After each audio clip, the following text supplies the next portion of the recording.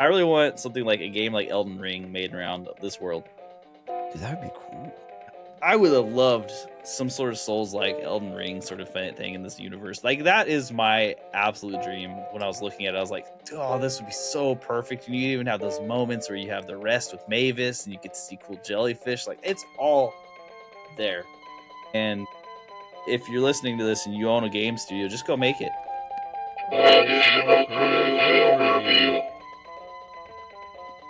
You know, this podcast is kind of nice when nothing's trying to kill you. Welcome to Additional Crew, the spoiler-heavy review show where we choose whatever random film we want to talk about. This episode we bring you 7 years after he survived the monster apocalypse. Lovably hapless Joel leaves his cozy underground bunker behind on a quest to reunite with his high school sweetheart. I am, of course, talking about Michael Matthews' Love and Monsters from 2020. The PG-13 apocalypse fantasy adventure monster movie that was released during the height of the COVID pandemic and subsequently got a little overlooked. Was that a wise decision? Should audiences go back? Find out all that and more in just a few moments. Hey, and we also have an interview from Joel Pierce scheduled. That is the actor that played Connor. You may remember Connor from scenes such as the first scenes. Immediately. He set the tone. Yeah, that's good what we like to speech. call it. It was a good speech. It made Joel feel real bad. But before we jump into that, and we will momentarily, let me introduce your co-host. I am Nick, and with me is Adam. Adam, how's it been going? What's going on? Oregon late winter, man. Not much. Crappy out. I don't know. I watched this movie. That was cool. World of Warcraft came out with a new expansion, so I played some of that today, and that was fun. What was it like, riding a bike, or was it like relearning a language? What? Playing World of Warcraft, like? No, I'm good at it. Okay, so like you got it. You picked it right back up. I'm an old pro, man. I used to and I know how nerdy this sounds, but like I was on, it's called Arena, so it would be like 3v3 and 5v5 battlegrounds, and like we were so good that like we went to events and stuff and played. Yeah. I'm pretty good at the game nowadays. An expansion, that was back in like Wrath of the Lich King and the Burning Crusade, so 20 years ago, I think, like literally. Now I just go and check out the new expansion, level my guy up to max level, and usually by then I'm bored and I just unsubscribe until they put out something new again, because I like the story, but I'm not about the grind, you know? Mm-hmm, mm-hmm. Well, and I mean, that might sound nerdy, but also we're on a film dissection podcast talking about love and monsters. So I think nerdy is pretty good. It's a pretty good thing. Yeah. So I'm willing to give that a full pass. I'm happy that you got it back. I mean, I've been grinding Neo 3. We talked about this during our last podcast. Oh, yeah, right? Dude. I watched a video about that because you talked about it. That game actually looks sick. It's awesome. I actually really love it. I think I would need more hand-eye coordination. Yeah, you know what? It's great because like once you figure out how to cheese things, I'm all about breaking these games that are really hard, right? Like, yeah, you could just be really good at like timing and stuff, but also you could just find out ways to not have to do that, and then you feel like you've won because you outsmarted the thing. That's where I skill in. So it's fun to me. Just like, okay, well, I figured out if I could just run around and throw these things at these people, they just die eventually, and I don't even really do anything. And it's worked out really well for me at this point. Shit. Adam, as collectors of physical media, we often find new things that we want to show off. And Adam, I would like to give you a spotlight here for a moment to show off some of the stuff you found.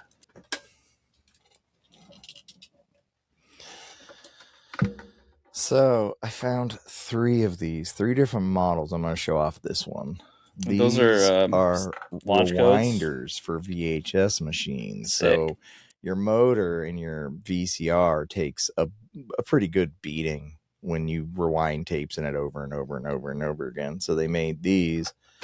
It opens up, you pop your tape in there, close it, and then when it's done, the lid auto lifts so you know it's empty. And we used to have a line of these, like, I don't know, 8 to 10 of these on the back counter at the video store, and these mothers would run all day. And every time they would run, we would charge you 50 cents. That's okay. That's wild. Now, remember the little stickers we put on them things? We're serious about that. I have a question now. Do you think like those units were made specifically for video stores, or do you think that this is like also for people who want to keep their stuff nice? Because when I worked at the record store that we had those disc buffers, right? And there's no reason you'd ever have one of those as a person. We had a disc buffer when DVD started at the video store too. We'd use it. Because we had like GameStop connected to Hollywood Video for a while. But yeah, it seemed like it would probably be easier just to put them all in a stack and send them to a warehouse somewhere and have them sent back. Like, it was ridiculous that I was doing it because like I'm not good at it. Rewinding tapes is easy though, it's just like, I guess DVDs you don't have to rewind. I got What Have We Learned? Charlie Brown. So this is like the old KVC. So these were actually like all produced, made, and built in America, which is funny to think that we used to do our own, like, so it's got that weird texture on the outside. It's like indicative of USA tapes. But anyways, I love Charlie Brown, so I found that and I picked it up. One of my favorite movies, I only had it in cut case, and I found it in slipcase. And this is Adventures in Babysitting. And this movie's awesome. If you haven't seen it, such a good cover too. Yeah, it's an excellent movie. It's about kids that it's like an adventure in the city with their babysitter. It's good. That's like the one with Christina Applegate, right? No, it's Christy Swanson. This must be the other babysitter movie. She was the original Buffy the Vampire Slayer. Right. Okay. Terminator 1 and 2. Sick little collection even. I know, dude. I don't know. It's hard to leave that sitting for 50 cents a tape. And then this one's a little heavy, but we have this one's falling out. There you go. You got the Xena collection with the picture tapes. It's like the Highlander ones, right? Like they had such neat little designs back then with these seasons. And the thing about discs and like all those weird little trays that they got in there is you lose out on the cool designs that you could put together like a mural. That's the stuff I'll show off. That's some cool stuff I found. That all came out of that Teen Thrift Challenge on River Road. Mostly. Yeah, all of it did. So yeah, if you're there and you're looking for tapes, I guess check it out, but also maybe don't, because that's where we're getting tapes. So yeah, I don't. I'd rather people got stuff. I don't have room for anything. check it. Well, the Xena seasons will do that to you. Really, that's the one major drawback. I keep having to save these things. The Highlander seasons, I keep finding those all over the place, and it's just like no matter how much I want to, I'm like, I'd have to have a room just dedicated to these gigantic box sets, and that sounds cool, but where do I get the room? The same Vincent DuPaul has the entire run of Star Trek Voyager on VHS for $200, and it's one episode per tape, so it's like so many tapes. And it looks so awesome. I'm like sitting there staring at it, like, my brother-in-law's with me and he's like, dude, that's really cool. And I'm like, yeah, but like, you're like, you gotta shut this down. You can't gas me up right now. You gotta shut this down. Yeah, like, your job is to be like, no, Adam, you have a garage full of westerns you need to deal with. Oh man, but that's really, I get you though. I do get you. I'd be sitting there staring at that like, it's all of them. Oh my god, I need to get it. And then looking at the $200 and be like, well, I need that. And then looking at the space, like, I need that too. But I could get this right now. It's a struggle. It's a struggle sometimes out there.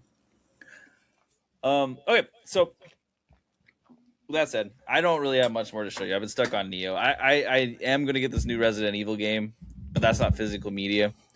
And I haven't gotten any new physical media in a little bit. It's been a minute. Very busy weeks. I got a couple of PC games I found. Fallout 3 and Spore Okay. And Neverwinter Nights. I love Fallout 3, love Neverwinter Nights. Spore, I could give or take, but it is a funny game just based on the what it was when it came out. I just don't have games on physical media anymore. It's not something I think about. I don't even know. Like, can I take those discs and put them in a disc tray and actually play the game? I bought them with that assumption. The question will be, does it run on a modern operating system? And I don't have the answer. Computers with old operating systems and stuff. If you got the computers with old operating systems, you should be golden. I love my Windows XP machine. I will never. That was the peak of computing, as far as I'm concerned. I don't disagree with you, but before I get into that, because Windows 11 on a recent computer I bought really upset me. I'm going to move on from that. It's got AI on board. You're all right. Oh, dude. Ask it how you feel about it emotionally, and then do that. It was a laptop, right? And it opens up in Edge mode, is what they call it, and that means you have to only use Internet Explorer and Microsoft branded apps. And I was like, okay, back off. Like, the whole point of a PC is that I don't have to do. Anyways, like I said, I won't get too far into it. So let's talk about something much more interesting, much more happy, much more. I'll just say it, joyful. Love and Monsters. Okay, yeah. So this is a movie from 2020, directed by Michael Matthews. It is starring Dylan O'Brien, Jessica Henwick, Michael Rooker, Dan Ewing, Ariana Greenblatt, and then the dog's name. I just wanted to be fair to the dog as well. Is the dog is named Hero, and the stunt dog is named Dodge. So we got our dogs, and the dog is a very important part of this movie. I would say it's my favorite character. It's such a good character. But we'll start. Let's talk about the story. So, in ways, this story has an amazing world building setup, right? Because we talk about these movies that have gigantic monsters, gigantic insects, and they're attacking, and it's a monster movie. And this movie says, hey, all of them kind of did that. So you could really make a movie about any one of these monsters, and it would work well. You've got giant ants, giant centipedes, giant toads, giant... Yeah, they said anything that was cold-blooded. Which is the cool shit that you'd want to see in a monster movie like this. Yeah. So first off, like the reasoning that they give behind it is that there was a comet headed towards Earth that would have been an extinction event. So they decided to launch a bunch of missiles, but the missiles then instead radiated back down upon Earth, and it caused everything to mutate. Logic, I don't know. I'm not a rocket scientist, so I don't know if that's realistic or not. But I buy it as far as the setup they're going for. You know? It is instantaneous suspension of disbelief, and it lets you know right off the bat that there's no... Here's the explanation we're going to give you, and it's good enough. Right. Because, yeah, like, how would that happen? But there's also the whole narrator thing, right? Where the main character is the narrator, and as he was watching the rockets go up, he was also attempting to get laid in the backseat, it looked like. Yeah. I can't remember if it speaks if that was a virgin, but this feels like that sort of movie that might have mentioned it, because he is in love with his high school sweetheart. Everyone gets separated. They all go into bunkers, Fallout style. Some apparently stay above ground, but you know, the idea is that he's in a bunker. He thinks everyone else is in bunkers. They're all underground. They're hiding from these monsters. And he just goes, hey, if this world's going to end and everyone else around me is in love with someone, I need to go find my meaning, my love.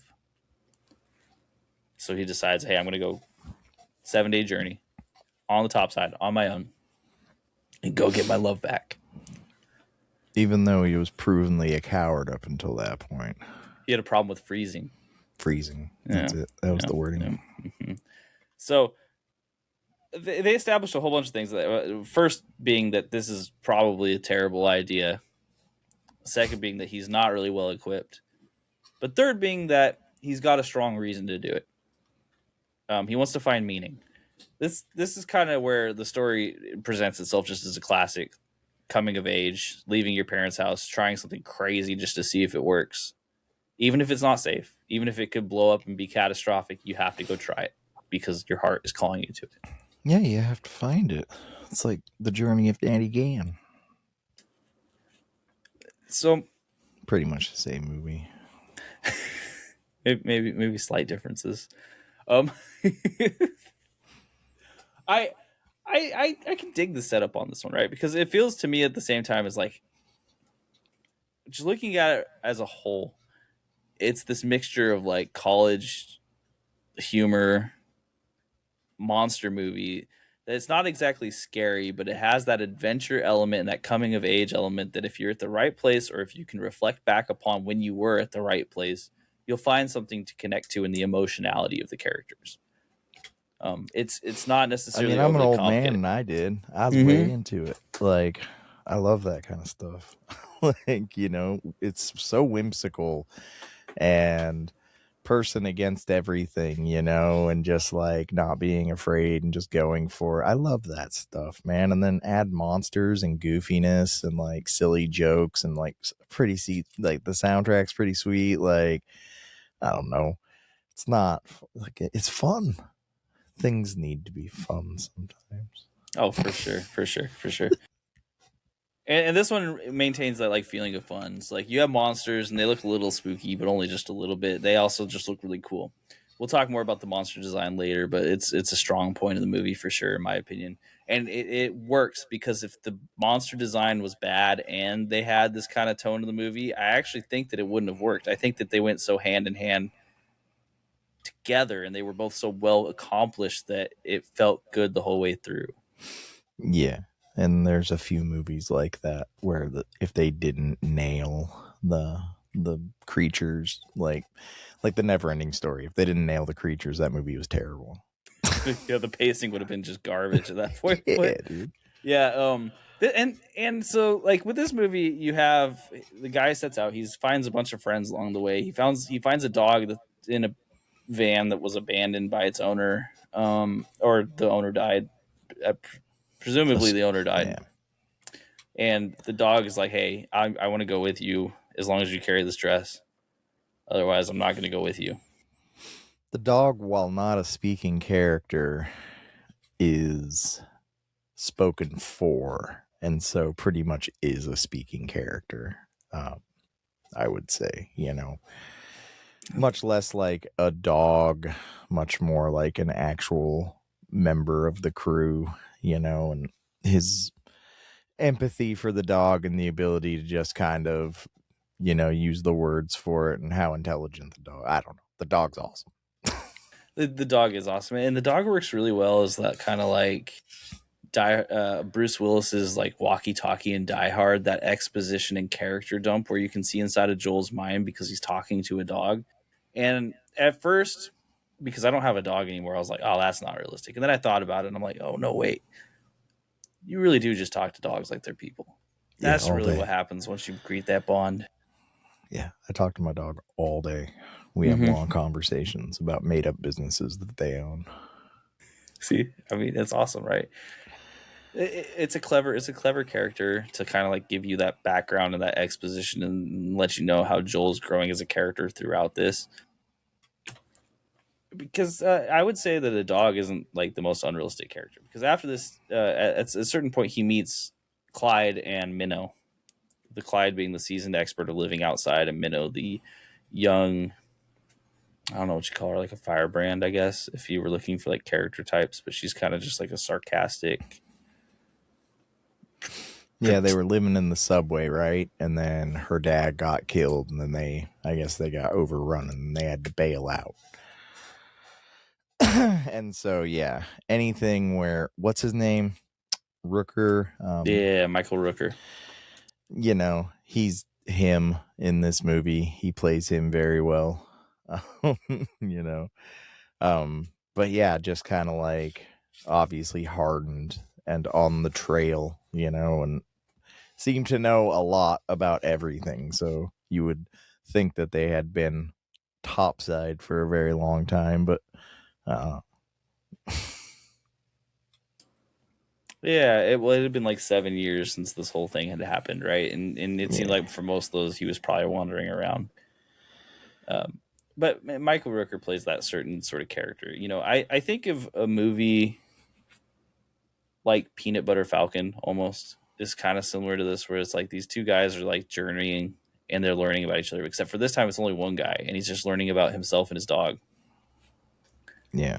And he's learning how to grow. And Michael Rooker is that guy who comes on and he's like, hey, you can do this. I know I seem like a hard ass, but you can do this. You're capable of doing this. Let me tell you how you can do this. Now go. But if you do it your way, you're going to die. Right. The story works for me. I don't know. There's a little bit of betrayal.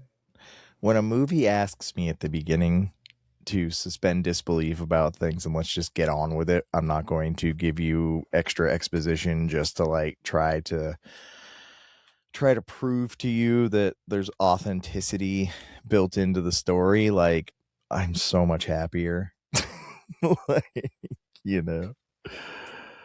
Yeah, these spiders weren't made in government labs using steroids, and I forget what else they did, you know, for silk. You know, these are just nuclear bugs, and that's it. Mm-hmm. Deal with it. Mm-hmm.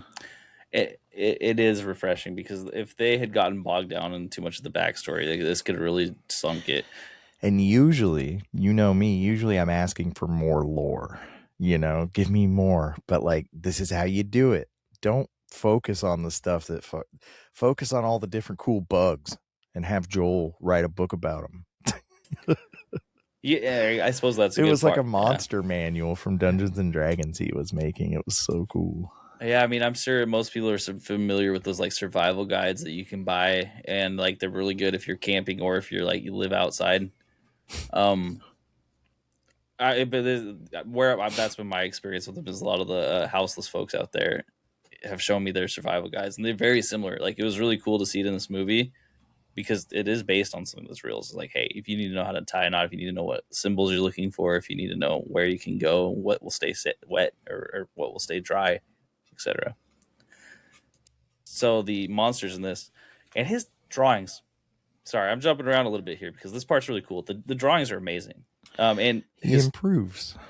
Yeah, because you get to see early on he draws a picture of his girlfriend, right? And this is such a little subtle thing, but I'm going to show you something here, because this is very personal to me. But I have something very similar to the picture of his girlfriend drawn. I drew this when I was about 20. You see that? I'll back it up a little bit. You got bright. A lot of reflection there. Yeah, let's see. No. There you go. Boom. There you go. That's it. Oh, it's both of you. This is. I missed you the first time because you're ultra white. Well, and that's unfortunately just the reality I live in. So this is me and my long-term partner of about 15 years now, right? And I drew this when we were first getting together. And you know, we're each 20, and she doesn't have a mustache, but I drew the shading on the face. Like, when he said it was shading, I connected so deeply with him immediately. I was like, oh, I did that too. That really stinks when you do that, because man, it does look like a beard. But so it has these like really heartfelt moments that like are so kind of, I don't want to say out of place in this monster movie, because this is the place for it, but in a normal monster movie it would be super out of place. Here we've got such this light tone. I almost want to call it like the indie music comedy tone.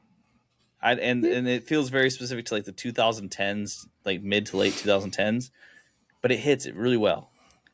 And it manages to do that without getting too Scott goofy. Pilgrim levels of like hipster comedy. Yeah. Mm-hmm. They even have a Raiders banner up at some point, which go Raiders. And that made me connect more with this movie. But that's absolutely something that you get in one of these movies where they're like, yeah, they rooted for the worst team possible. Which, you know, you'll be back someday. It's okay, man. So someday, as long as this apocalypse doesn't happen, and then we're just stuck with the banners. Please. So we get the journey. We get the montage of him learning how to shoot his weapon and finding the ability to focus on the moment, and we find that. And then we also get him really chasing after the girl, going to the colony that she's at, achieving the seemingly impossible, only then to find out that it wasn't other people that he needed to rely upon for his happiness, but instead it was himself, because other people just are in different places. You can't count on someone 7 years later being the exact same person they were then, so you have to make new connections. And then you get a cool battle with the giant crab and a yacht where that thing's sick. It was. Again, part of this is that the monsters really had to work there, and we will talk about that a little bit later because I want to go over most of them. But the monsters had to work because otherwise, what I'm saying is sounds to me. If I'm looking at this on paper, I would say, oh, that sounds a little trite. That sounds a little boring, right? Like maybe it's too on the nose, too straightforward. But in the way it was executed for me, it worked really well. Yeah. Yeah, since I've learned about it, I've watched it 3 times. I watched it twice for this review again. So I like it that much. I'll rewatch it.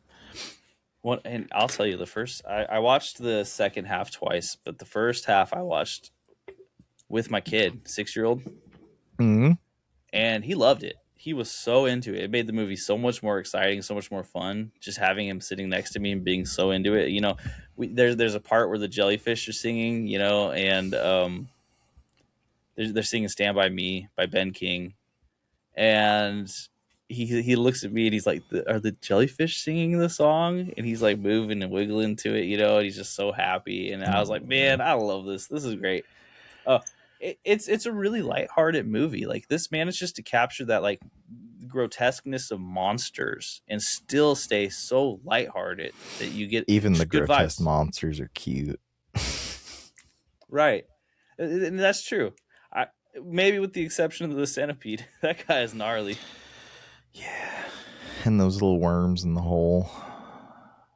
They're just maggots with teeth. Those things are scary. I but love their that mom, like, the queen one's cool. With the tentacle face. Yes, we get to see just Joel go through a whole bunch of garbage with his dog, and you know, then we also get to see him get denied by his high school love. Kinda. It was more of a you don't just get to come back into my life and reclaim me. I've had life since then. But then he also gets to take care of some really bad guys just by being wholesome and good. Yeah. And caring about the animals in life. Yeah, lady they showed up, lady with bazooka arm, Australian boat captain, and big brawler dude. The Rocco. It was like it's so corny but so good at the same time. Like just stereotypical bad people that have a crab controlled with pain through an electrical shock collar thing they have bolted onto it. Which they don't really explain how they bolted it on or how the electrical collar makes it go where they want it to go. Don't need that. It's too much. You don't. It was a nice explanation about how they can keep their yacht running even when it's out of fuel. Dude, I thought that was kind of sick, honestly. Like, it's not bad. It's clever as far as things go. You know, and they did just say, yeah, Rocco did it. And then you like do a quick little shot over to Rocco just looking all beefy. And you're like, yeah, he did that. You're right. When that crab gets on that yacht, though, and starts ripping it apart with his claws and it's sinking, it looks so good. Mm-hmm. And it was great because that is 100% just a vindictive giant monster. Like he didn't need to do that. He really didn't. He already ate the people, but he's like, I'm destroying this whole thing. I hate this thing. He's pissed. But then you get the good callback too, right? Because Michael Rooker really goes like, "It's in the eyes. They don't want to kill you." And then you get that little brief moment where it's like, "It's in the eyes," and the zoom in on those crabs' eyes. The crab's eyes just look so intensely sad. Like, I don't actually want to do this. He's a puppy dog. Mm-hmm. And he frees him, and that's what works it out. And it's like, again, you get this happy message of like where love can conquer hate if you're actually caring and empathetic about not just the people around you, but the environment around you, the creatures around you.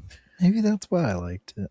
Yeah, it's a good time to get a reminder about that. Is what I'll say. It's a very good time to get a reminder about that. We can care about each other. Just everyone. We could do that. It's hard, but you could. See, look at this little guy. Is that that's not a Pokemon. It's got circle eyes. It's just reminding you to think about others. Mm-hmm. Mm-hmm. Or this guy will appear while you're sleeping.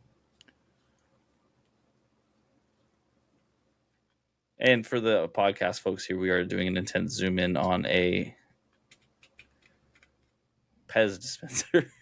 I didn't think it was a Pez dispenser. Here we go. Okay, so it's a cool one, right? Yeah, it is pretty cool.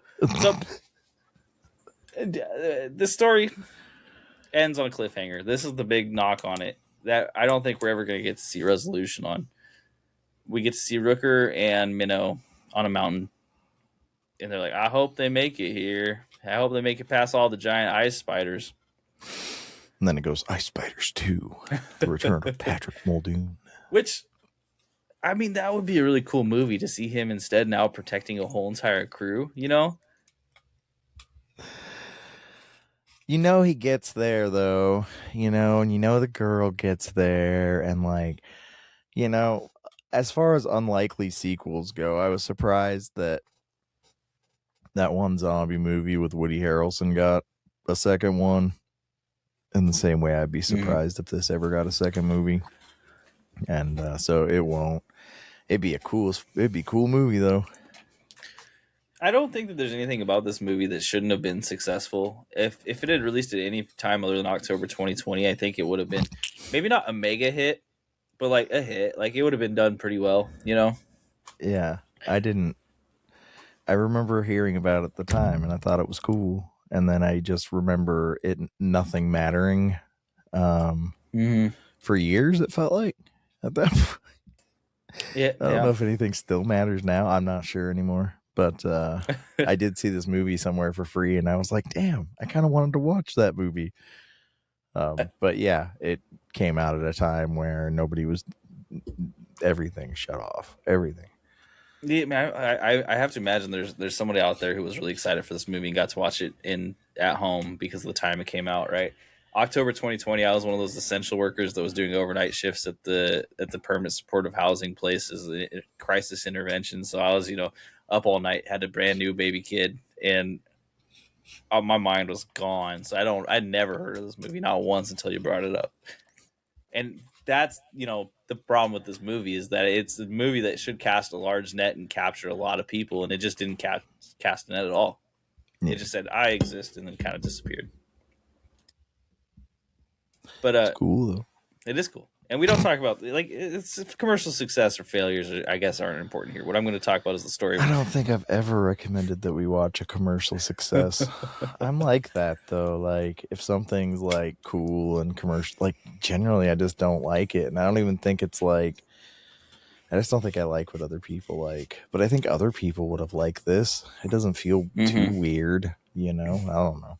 No, certainly not. And Michael Rooker is that easy. Like, his character could bring in everybody from every direction because of his work in, Guardians of the Galaxy, because of his work in just a myriad of other movies, maybe excepting Henry Portrait of a Serial Killer. That might be the one version of him that doesn't work for this.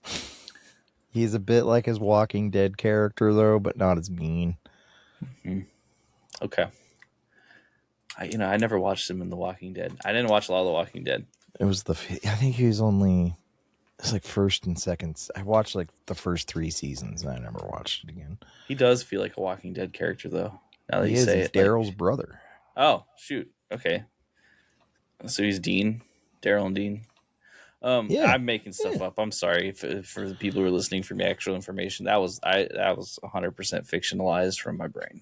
No, Daryl it's his brother. I don't know what his name is, but so. As far as the story goes, was there anything that you were left wanting from this? No, I was good. Mm-hmm.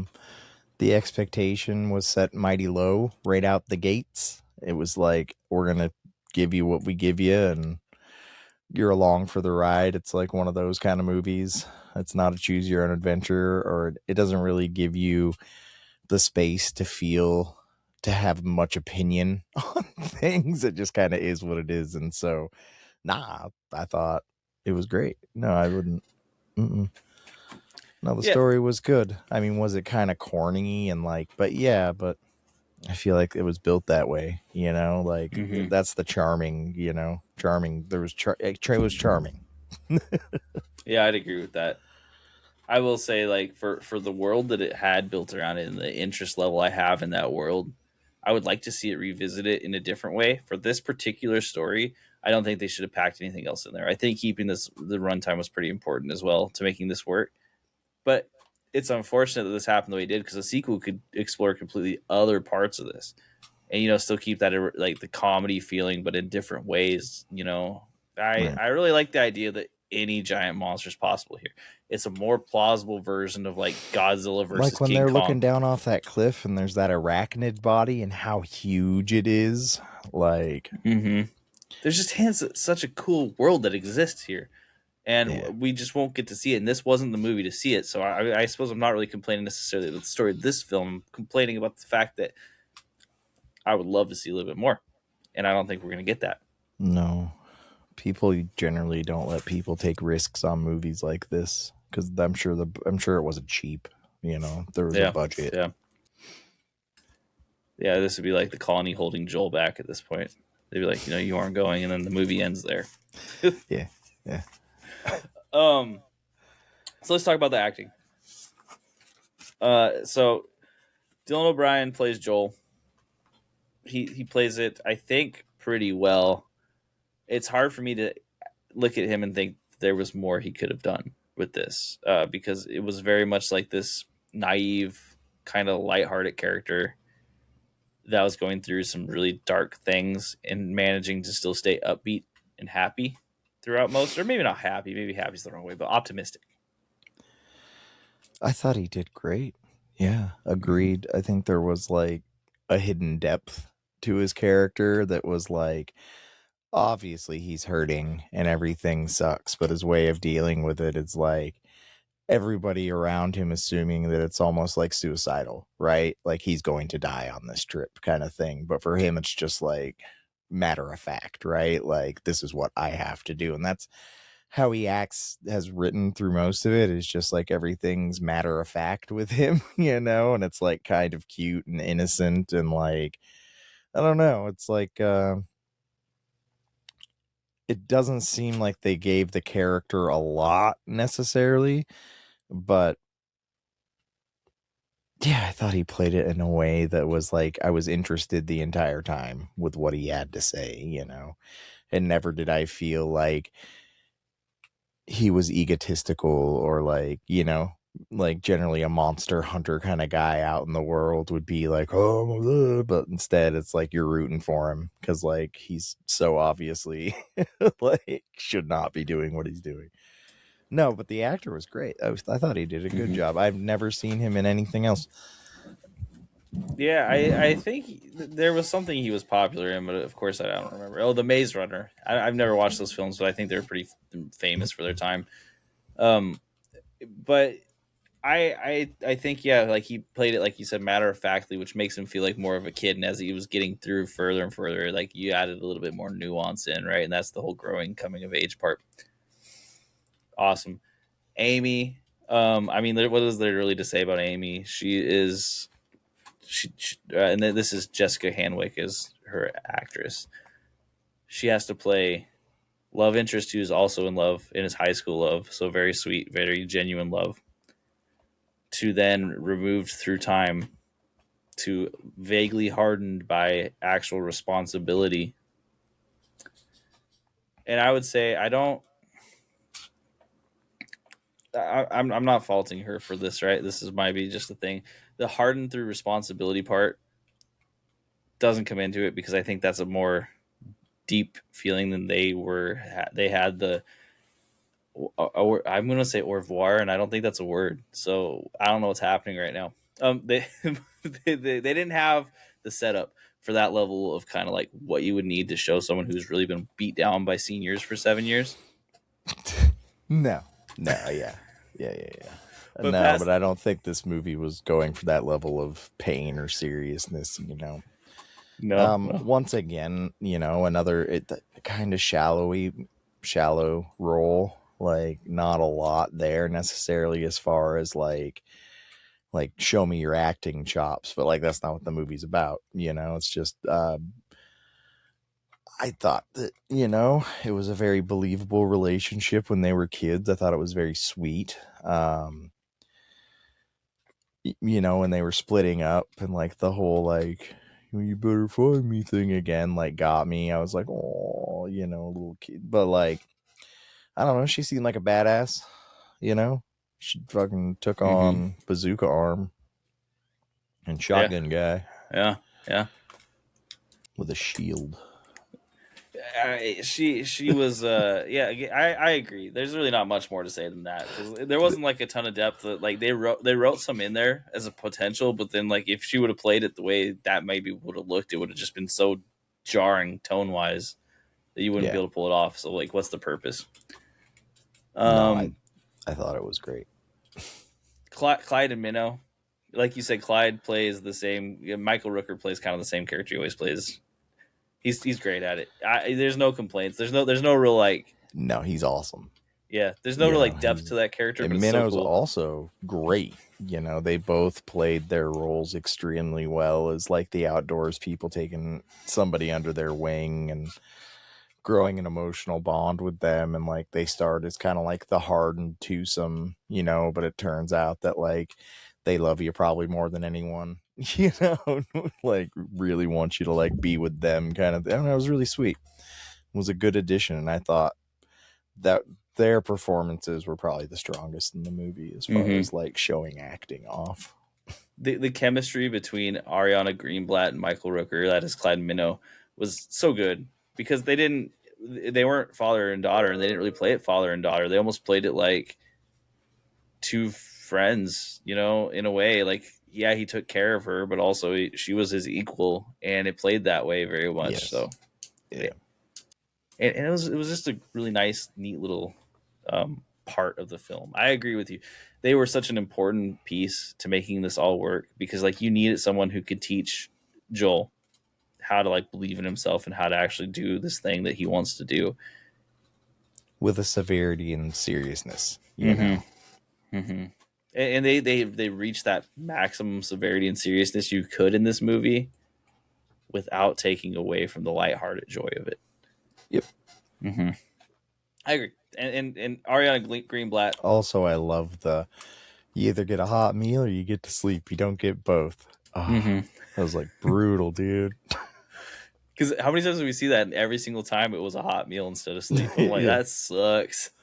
Yeah, I got greasy tired thinking about it. Yeah, right. I will say Minnow, when she goes and hugs Joel as he's leaving for the last time, that was probably the more sentimental feelings, and that she did manage to play this like hard ass. I've seen so much stuff. I'm not a kid anymore. And then immediately you see the kid come out, and she did a really great job about finding that line. So I was impressed with that performance. Me too. Yeah, 100%. Yeah, and then the only other character I think that's worth talking about for acting, and not because they did poorly, just because there wasn't a lot there, but the only one is the dog, Boy. And this is silly. I don't really know what the criteria for talking about acting as a dog is, but that dog was incredibly good. Adam likes movies starring dogs. I will say that this dog, you know, either dogs are a set piece or dogs are like a part of the plot or dogs are the main character, right? So this wasn't an Air Bud kind of dog. But was... I think it's like a whole different breed. It wasn't, you know, it wasn't an Old Yeller kind of dog. It was closer to Air Bud, right? Like it through the character, you know, almost like a puppet or something, was given a voice, and it seemed to react exactly as that voice was saying. And I think we're seeing everything through Joel's eyes anyways. He's telling the story. And so, yeah, it's a fully fleshed out character, right? It just doesn't speak English. That dog is so incredibly well behaved. Like, good boy. Such a good boy. You know me, I love my dogs. So it's just like when that centipede curls up around him and it's like, can you hear him go? And like I was losing it. They knew exactly what they were doing. They knew exactly what they were doing. And it was painful to watch because you're like, oh no, what is about to happen to this dog? Of course, like when you see it, all ideas, thoughts of plot armor have to go out of your head because you're just like, oh god, the dog. And it works out. Yeah, it does that coil up thing that centipedes do, and it looks so fucking cool. And then you hear the dog start yelping, and you're like, no, they wouldn't do this, like. And thank goodness that boy was. So for anybody that hasn't seen this movie and you're like, I need to know everything about it so it doesn't shock me, this movie doesn't really. Everything works out. Mm-hmm. This one's not going to traumatize you. It's not made to do that. No. It's not made to do that. We've been watching a lot of traumatic things lately, and I needed to be off that grind, so we watched this. This was not traumatic, but that part was a little traumatic. But it comes out okay, and then the dog kisses him, and it's Then instantly after that, we get the Mavis jellyfish scene, so it's like just chilling. They knew what they needed to do. And that comes before the grenade into yelling at the dog scene. Because if it had happened right after that, I don't think anyone would have been happy with Joel. I think people would have been mad at Joel. I was still mad at Joel. Yeah, I get it. Because it's like, you won, man. You did the thing. Don't get mad now. Celebrate. But I suppose the one thing that'll teach you is that, and if you have a kid, you already know this. Sometimes celebrating is hard when you're exhausted and at your limit, and even if you win and do the thing you're supposed to do, it can feel like a loss by attrition. Adulthood. Yeah, this is the real coming of age, is him taking care of the dog. I'm like, add the toddler, let's go. That toddler throws that dress in the river just to see what happens to the dog. Then you get to see what real frustration looks like. Yeah, the dog was awesome, though. Honestly, my favorite character. Mm-hmm. I had to bring it up here. Good boy. Yeah, seriously, it was such a good dog. We're busting through some of this quick because, I mean, what you see is what you get in this film. I think a little bit on these parts. Do you have anything else to talk about with acting? No. And once again, that's why I picked this movie. It's just some corn syrup. We needed some corn syrup. Mm-hmm. It's almost like I could see into the future.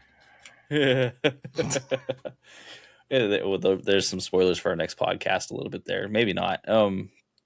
You've heard us talk about this movie like 6 or 7 times and having reviewed it like months ago at this point. Oh, no, I was just talking about the world. Oh, geez. Okay, yeah, no joke. Let's move on to the next part. We bring to you an interview with Joel Pierce.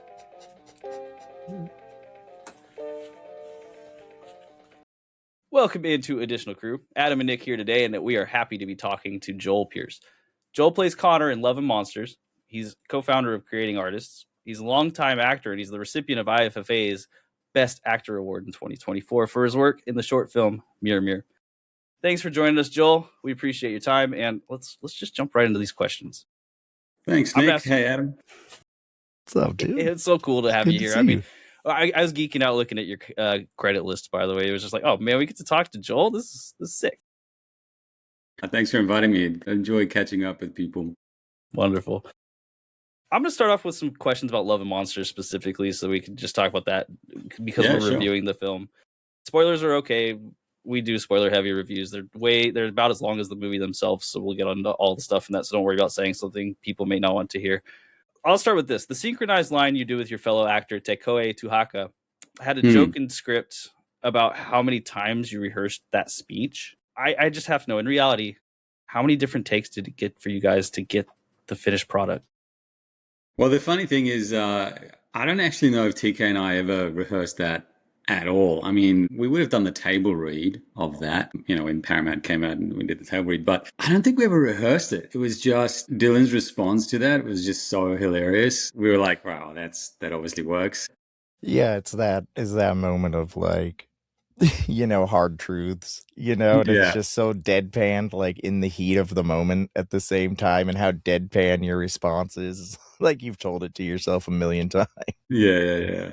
It's like, we all know this. Come on, man. How do you not know this? Gangster. Adam, go ahead and you can take us away on this next question. Let's stay with the Love and Monsters stuff before we get in the other stuff, Nick. Yeah. And so, you want to do this next one, or should I pop it? All you, Adam. All right. So, you played the leader of a colony of folks after an apocalyptic event. Can you take us through your thought process on how to play your character, or how you thought to play your character? Yeah, I mean, there were 2 things that sort of came to mind, apart from the obvious, which is the monsters and the sounds and things you got to respond to. But the one was taking control of the leadership, taking ownership and the responsibility of, if I'm the leader of this colony, I'm responsible for keeping them alive. Obviously, I didn't do such a great job of keeping myself alive, but, not for lack of trying.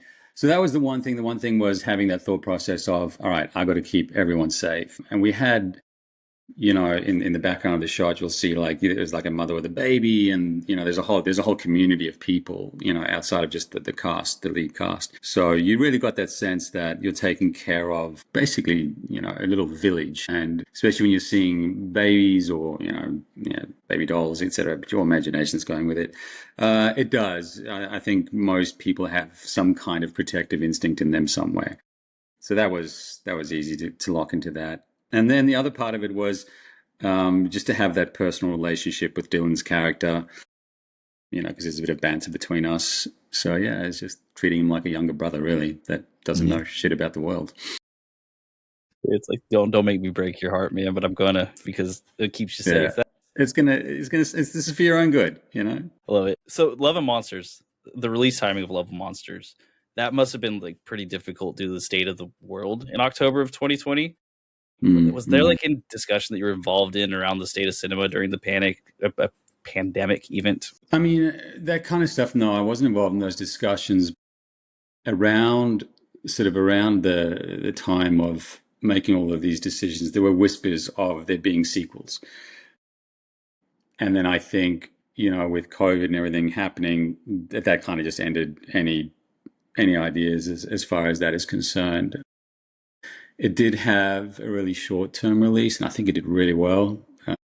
It really did really well. I think it's a pity because I just think it's such a good cinematic film on a big screen, big sound. I think the public would have absolutely loved it. It would have been such an experience.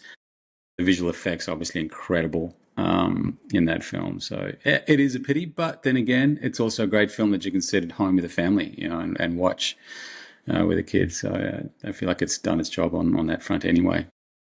That was 100%, part of our conversation was about how it was set up so well and the universe was so well crafted, for additional stories within that space. And, I'm sure the release did poorly because of, limited, but anyways, didn't make the money back they wanted it to at that time, which it was so well done that I was surprised that I hadn't seen it yet. And we're talking, half a decade ago at this point, and it was so good. And I've actually watched it 3 times since I found it, like totally rewatchable, like, and the kid loves it, and but it's edgy enough that I enjoy it. And I would have loved to see more stuff in this universe for sure.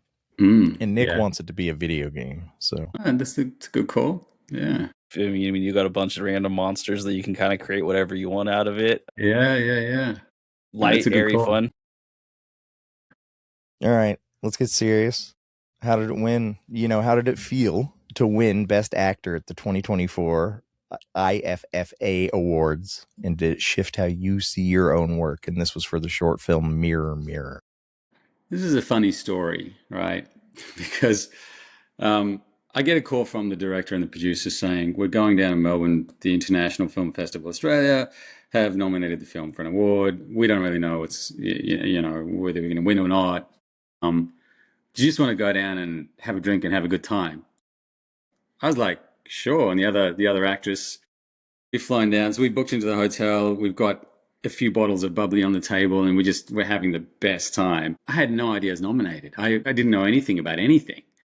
We're sitting there about 2 bottles deep, and then the next thing they're like, Best Actor goes to Joel Pearce. And here I am looking up at the stage, and it's like, shit, I got to go up there and say speech. And all right. So it was completely unexpected and just a nice... Zero anxiety buildup then, though, right? Zero buildup, 0 time to prepare a speech. So, I just got up there and winged it. So it was a really nice surprise. And, the other people that won awards were very well-respected people in our industry. So it was nice to be amongst those names. Does it change how I view things? I don't think so.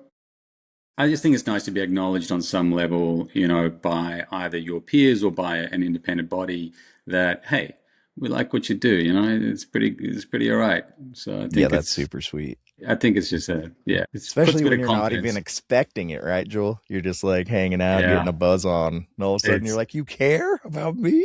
I was like, That's awesome. what? There's no way. This is crazy. But That's yeah, so good. it was a really fun night. I bet I got a lot more fun after that. The next day, not so much. We get. Do awards influence the way you choose future projects or what you actually are going to work on next, or is it something that you kind of just don't think about as much? Look, for me and where my career is at, if my agent puts something forward to me, I'll audition for it. You know, I trust them and they know what they're doing. So anything that comes through them is going to be legit and it's going to be good. So there's no sort of editing from my side where I go, yes, no, yes, no. I'm not at that point, I guess, where I've got 10 offers coming in at once. And I'm like, eeny, meeny, miny, mo. It's like, yeah, cool, we'll deal with this. But I did have an interesting experience I was on set for another show called Monarch: Legacy of Monsters, and I met the director, who was Hiromi Kamata. And so she was also director on Shogun, the show, and The Night Agent, which is pretty popular on Netflix. I'm expecting this strong Japanese sort of stoic figure, and in comes this short, really bubbly. Uh, well, she's Mexican and mixed with Japanese, Hiromi Kamata. And I'm like, wow, you are not what I expected at all. And I said to her, I've got to show you something. And she's like, what do you got to show me? And I'm like, I wrote in my journal that my next role, I'm going to be wearing a cap, boots, and I'm going to be on a boat. And she was like, no way. And I showed her my journal entry, which says I'm cap, boots, boat. And literally the character is the captain of a ship. And she goes, oh, you're a manifester. That's so cool. And I'm like, Nice.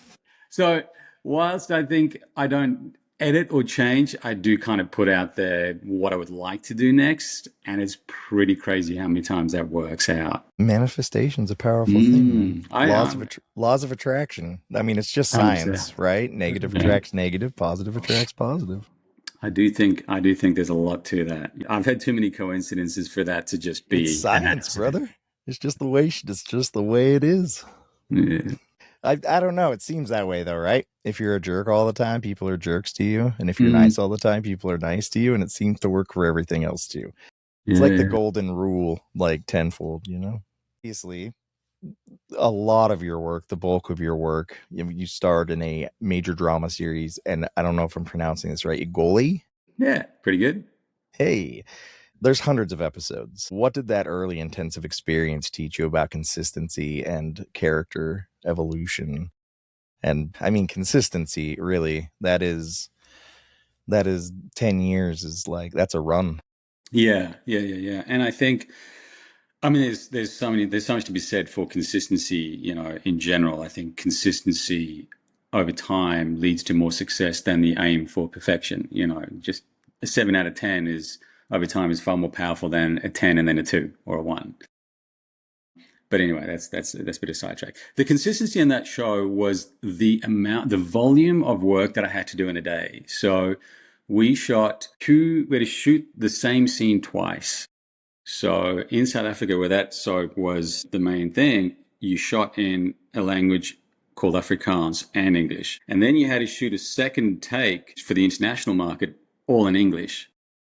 So 8 pages of dialogue turns into 16 pages of dialogue. And you get that once you wrap. So at about 5 o'clock, you wrap on average. Sometimes you go late, but on average, you wrap at about 5. You get your script for the next day and you're back on set. You're back in makeup at 5 o'clock, 5:30 the next morning. And we shot 6 days a week, 5 days. So 6-5 for 4 years. And what that did is it built a muscle, just an incredible ability to learn a script. I mean, I was driving to work.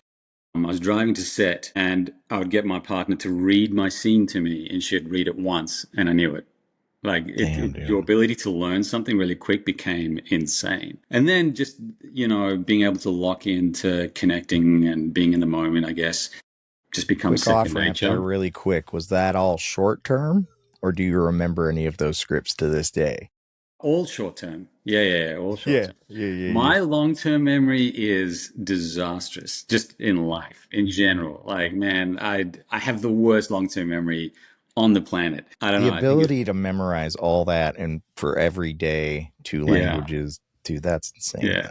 Yeah. No, I can learn a script real quick, but man, don't ask me to regurgitate in a week's time. I don't remember what I did yesterday. So, do you remember episode 231 when you said that? Yeah. It's like, yeah. Tell me about it. Right. That seriously, I've been to like soap opera conventions here in the States, and all I can say is that like nicest people, and they have to be insane to be able to remember all that. But that makes a lot of sense. It's like a muscle; you get better as you go. It really is. It really is. And you see people come in as guest artists who they're known actors, you know, who have amazing credits, but they're not used to the pace. It's an incredible pace. You know, you get the script on the day, you do one camera blocking, and then you go. You know, you get 2 takes and you're done. It's so fast. And you see experienced professionals, you know, struggle with the pace of it. So yeah, there's just I can't imagine there's a lot of room for error in something like that. Everything's got to be tight, huh? Very tight. Yeah. You cannot make too many errors. They actually had a board, a fluff count board, and you did not want to be at the bottom of that board. No, It's time to get called in for a little chat. That's how the writers decide who's going next, right? Yeah, if absolutely, and we'll just give them one line for the next week, right? Your storyline's gone from being the main love interest to you're just watering the garden every now and again. You had a terrible accident off screen. Yeah, it's unfortunate. You bit your tongue and you can't speak for a month. Ah, geez. Do you have a role that you wish you could revisit with new skills or insight from your past? I mean, that's a great question, and I think almost every actor would say every role, you know, because we always like to nitpick and go back, oh, you know, I could have done that better. So there are very few roles that I look back and I go, you know what, I actually wouldn't have really changed a thing about that. It sat well. It was in the moment and I loved it. And Love and Monsters is one of them. We all just gelled, you know, it felt like a family. We were all immersed in that world. We were in a set which was completely dark. You know, we didn't see sunlight. So we really felt like we were in the reality of that world. So I think it helps. But yeah, I mean, if I watch back my stuff especially from Igoli, oh man, I'm like, yeah, I'm lucky I got hired. It's just terrible. Right. So you've balanced screen work across genres and formats. So now, obviously, here we've had a couple of short films. Like, how do you decide what's next for you? Obviously, you said you get fed parts. Is there anything that you're actively looking at right now? Always auditioning. So just recently auditioned for a pretty big sort of sci-fi film, which is my favorite genre, sci-fi and fantasy and all that kind of monsters. Fantasy's my jams, brother. Yeah. That kind of stuff. That's why Love and Monsters could have been like the never-ending story of our generation, right? Absolutely, like the new never-ending story or Willow or something, you know? Like I think it could have culturally been that big if people weren't, you know, sidetracked. It had the potential, and I think, you know, I mean, yeah, it was disappointing, but it definitely had the potential there for sure. We're going to build a cult following for it. Sometimes movies that are like this sometimes take 10 years to catch on. It's a thing. Yeah, no, for sure. But no, I mean, anything like that, you know, that's certainly where my heart beats a bit faster and the passion levels are up. Not to say anything, I would do, you know, drama, rom-com, anything. I mean, work is work, and if you're working with great actors and great people, and then it's always worthwhile, you know. Mirror Mirror was something really far away from what I would normally do, which is just like a normal, you know, relationship drama. But I was working with a director and an actress that I really respected, and obviously the result was good. So it really comes down to the people. At the end of the day, you can be on the wildest fantasy set, but if the people are not that great, you're not going to have a good time. Sure.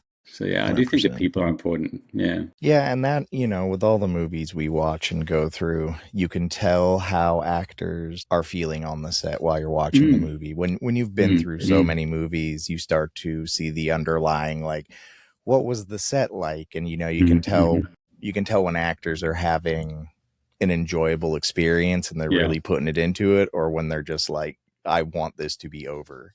Yeah. Like, it really shows, you know, and absolutely. passion and work is so huge for movies, especially with fantasy and sci-fi. You want people to get dialed into your universe, and when you're deadpanning lines and you don't care, it's like, oh, I don't care either. So I totally get that. Yeah. And that energy goes through, to the crew as well, to the cameraman, to everyone's set. And as you say, even as a viewer, once you've seen enough of it, you start to pick up on that energy, and you're like, oh, these guys can't wait to get home. Yeah.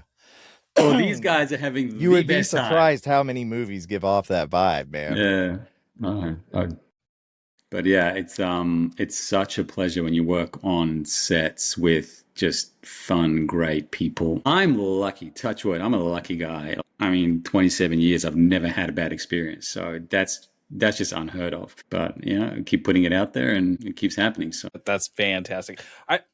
Allow me to put you on the spot just real quick. You said you love sci-fi and fantasy. Is there like a particular movie or, set of movies that you love more than anything else? Do you have a favorite series, favorite movie? I like anything that takes me away from reality. I think the Godzilla, anything with big monsters, King Kong, that stuff's all great. Anything that removes me from normality, and often with those kinds of shows that they're talking about big themes, world themes and big ideas, which are epic. And that's one of the words I really love, the word epic. So anything that's out there, tickles my imagination and is big, then I'm into it, That's my life, 100%, dude. That's the best stuff to watch. Is needs to be utilized by more people nowadays. Yeah. I'm all for escapism. Yeah. I collect a ton of VHSs, and that's pretty much what I have is 80s adventure and fantasy and sci-fi and horror, and that's back. Yeah. The special effects in this movie were so awesome, and I'm usually super hypercritical of them, but these were great. Yeah. But I love the old like paper mache puppets and stuff like that, and like grandiose like ant heads coming onto screen. And so like my love of those old movies like that is why I was so excited when I found this, because it really did seem like it had a lot of those old monster insect movie vibes, but boy, were those special effects awesome. Yeah. I mean, it has a classic feel, but with modern technology, which is great. Yeah. And not a wicked overuse of it either, like it looked natural in the environment, which is tough, And I don't even know how they did this. The monsters all seem to have a personality. Like the overgrown toad had this, real dumbass sort of energy about it. And when he's crossing the street though, and all that jiggling's happening, like it's almost obscene, like the attention to detail. But I mean, I suppose the snail's a complete bro. Loved the snail. Yeah, the snail was cool. So Joel, thank you again for taking your time out to talk with us. I want to give you an opportunity, just if you have something you want to let people know to look forward to, talk about any of your projects. Well, at the moment, Monarch Legacy of Monsters Season 2 has just been released. And if you like big monsters and titans, that's the go-to. I think I'm in episode 2 or 3. I can't remember. But it's a fun watch. And Anna Suai is, and obviously, the other cast members, but Anna's particularly a favorite of mine to watch. So yeah, that's it. That'll be a fun one. That's 100% on the watch list then. Sick. I'm remembering now. I checked out the first season because Kurt Russell's my favorite actor of all time. So that's sick that you're on a project. He's just so chilled and so slick. Yeah, that's awesome. I love that. I love him too. So when we won that first Super Bowl against the Broncos, I'm a Seahawks fan. Kurt Russell did that whole intro for us. Yeah, if you want to see like a guy hype people up, go watch that. It's sick. Yeah. Oh man, Seattle were untouchable this year. Just no one came close. Jeez. It was like week 5. You knew they were just going to dominate. So, he's a Raiders fan. And in one shot of this movie, there's a Raiders poster on the wall. And so he pauses it and sends it to me. And he's like, this means it's ours next year. And I'm like, I don't think so. I don't think that's what that means. Yeah. It was a pretty wild season. I don't know how many people saw that coming. And obviously you did, Adam, but. No. Jeez. No. I did not expect. I thought maybe we go to the playoffs and limp in, but no, we were crazy. Unexpected. No, I had no idea. This is fun. I bet you enjoyed it. I bet Nick hates you. I've grown used to the sadness of being a Raiders fan at this point. It's like, it's fine. Let's let other people be happy around us as long as it's not the Chiefs. But yeah, thank you again, Joel. We really appreciate your time. It was awesome chatting with you. You're welcome. Thanks, guys. Thanks for inviting me, brother. Have a great week. Welcome back. I hope you enjoyed that interview with Joel as much as we did. Thanks, Joel, for doing it. Of course, he's over in Australia, so you may notice that there's a little bit of difference in energies that we got. We caught him in the morning. It was in the afternoon our time. It's crazy. He was a whole day ahead. Did you know he's a future person?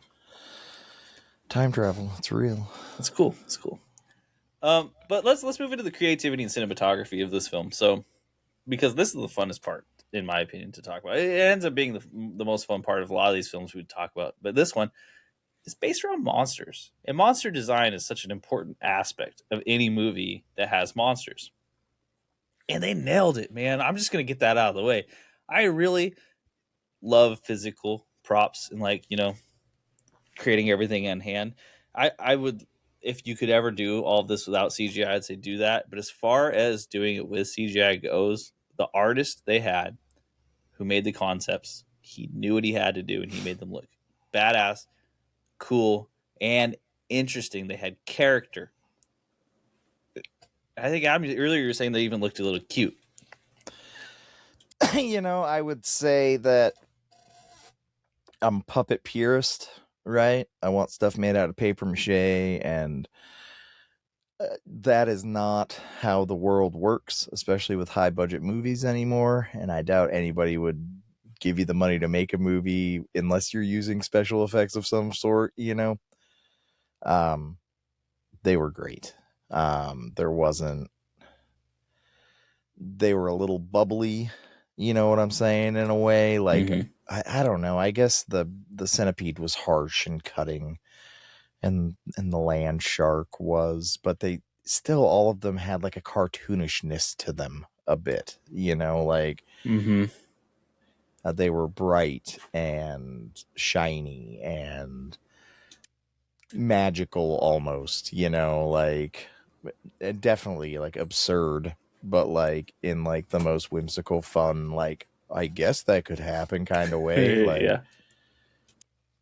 I think about like the one we didn't get to see, the Chumbler, right? And like it's just gigantic jelly moving mass down below that's crunching trees. So you understand that it's huge, but they also give it a funny name. Trees knocked over. They give it a funny name, and they talk about how slow it is, and it can't really catch up, but it won't stop. So, you get this like creepiness, but also terrifying. It gets your scent, and it'll just follow you till it gets you. It's like the idea that, like, would you take $50 million, but a snail chases you for the rest of your life? Like, no. Right. Speaking of snails, the boulder snail, right? That thing was, I loved it. When its little face peeked around the corner after Michael Rooker's setting up the tense scene of like, give me a shirt, give me a shirt, give me a shirt. And you think something really bad's about to happen. It peeks around its shell. And it right, exactly. And it's got just the best face design. I remember actively cheering at how happy I was when I saw the little snail face pop out, and I was like, it's adorable. Oh. And then he tucks his stinky shirt into him so he can take the scent away. Oh. And then they all like stuff like that was so clever and cool, and like I really liked it. You never get to see the Chumbler though, but the snail was awesome. I also really loved, we talked about how Minnow could like sneak into kid version at any second. That was part of the greatness of the character.